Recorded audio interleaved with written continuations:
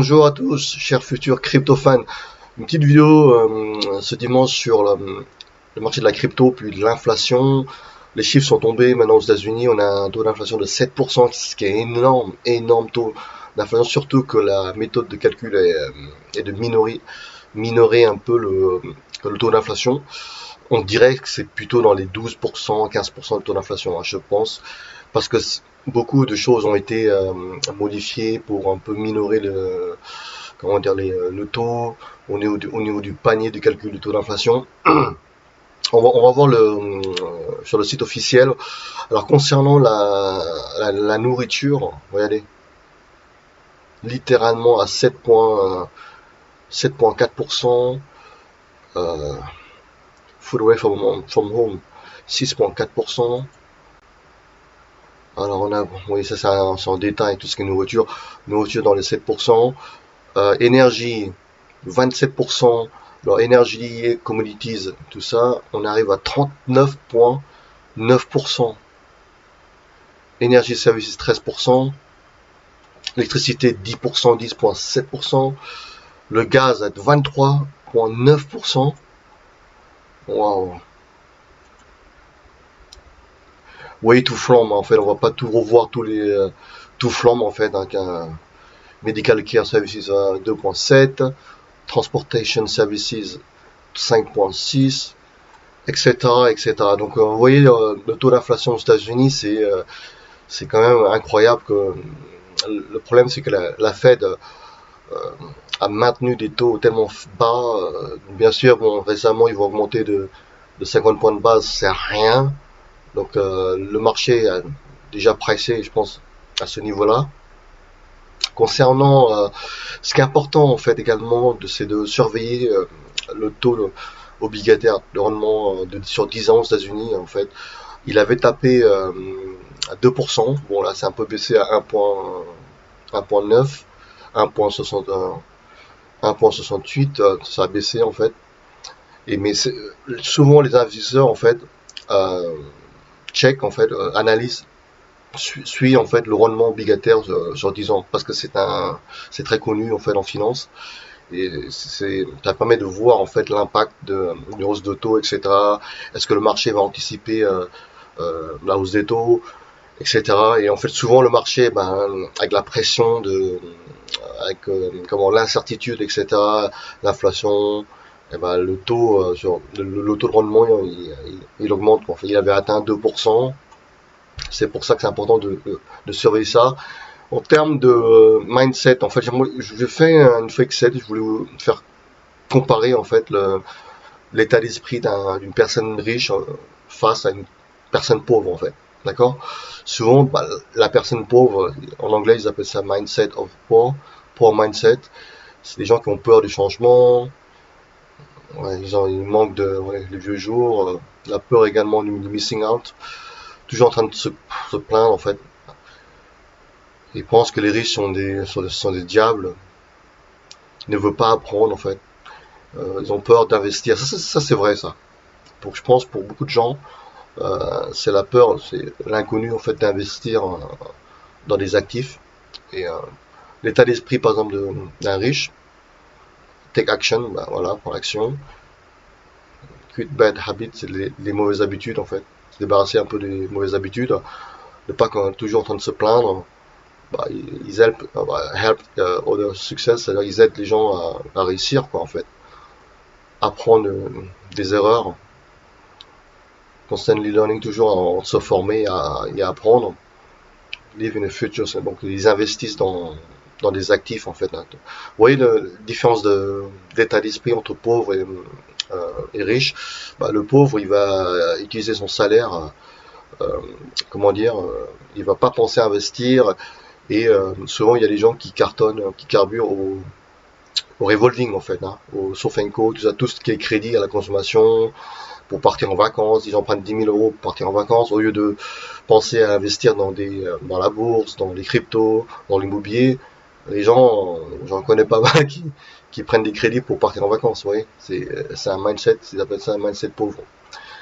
Là, une comparaison en termes de salaire, c'est qu'en fait, middle class en fait là, si par exemple quelqu'un qui a 60 000 dollars de salaire par an. Vous voyez, en fait, il explique que chaque année, en fait, bon, il y a moins 15% de prestations par an parce que le middle class ne sait pas investir, en fait, ne sait pas placer l'argent du salaire pour faire fructifier, etc.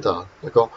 Beaucoup de gens placent leurs épargnes dans des placements ridicules comme le livret A à 0,5% l'année, ce qui est ridicule, etc.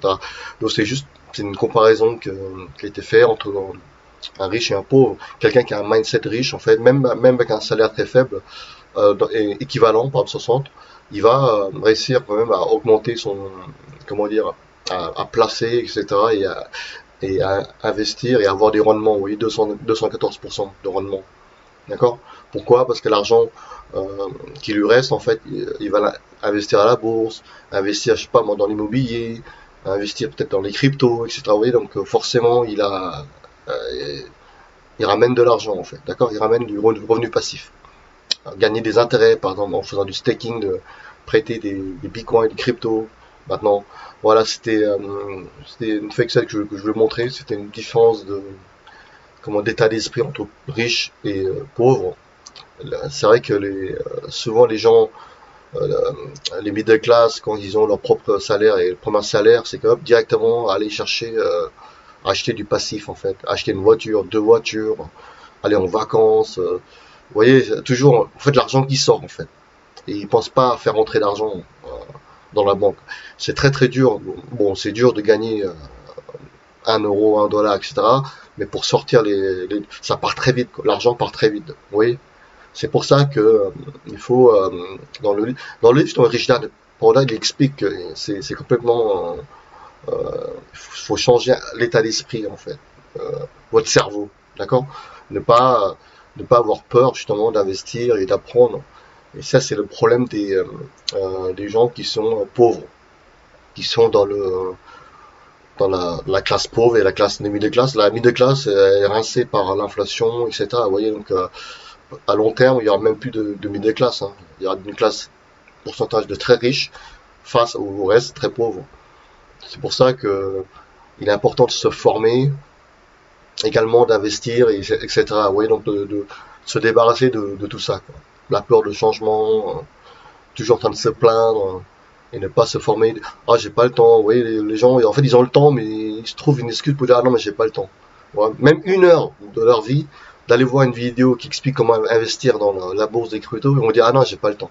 Vous voyez, c'est le mindset de loser, de pauvre en fait. Mindset of a poor. Voilà, je voulais expliquer ça. Revenons un peu sur le marché des cryptos ici. Alors, bon, là, on est reparti vers le bas, hein.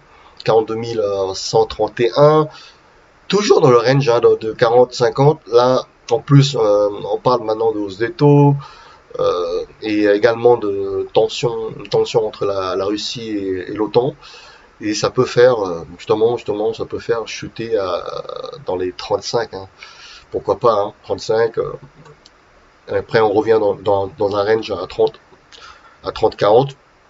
Et à surveiller également les news justement avec l'OTAN et la Russie, parce qu'en cas de conflit, ça peut faire chuter le Dow Jones, le DAX et le CAC 40. Donc c'est très important dès lundi à surveiller. Mais si vous, comme je l'ai expliqué, si vous faites du DCA achat en fait buy the dip et à long terme, il est intéressant de trouver le bon point d'entrée chaque fois, d'accord, pour prendre le plus bas possible et de garder long terme si vous êtes investi à long terme. Donc c'est pas un conseil d'investissement, mais à vous de voir. Mais on est toujours bloqué pour l'instant dans les 40-50. Moi je reste positif en fait, hein, malgré moi je pense on ira à 100K. Je sais pas quand, mais 2022 ça reste. Moi je reste positif. Hein, donc je suis pas négatif en 2022. On n'est pas en bear market, je pense pas. Peut-être que je me trompe, mais je pense on a un potentiel de remonter un peu plus haut. Là, on est quoi, au mois de février. On a le temps, donc vous voyez, on n'est pas encore au mois de décembre. Et donc tout peut arriver. Et bien sûr, il faut surveiller tout ce qui est Fed, également les news sur la guerre, hein, l'OTAN face à la Russie, hein, ça c'est la géopolitique, des gaz, etc. Donc bien sûr, il y aura l'impact sur le prix du pétrole et l'or également va. L'or était monté à 1872 dollars, il me semble, vendredi. Vous voyez, donc ça peut, en cas de conflit, etc., peut-être que l'or également peut retaper les 1900, voire 2000 dollars un peu plus tard. Voilà, passez un bon week-end à tous. Allez, au revoir.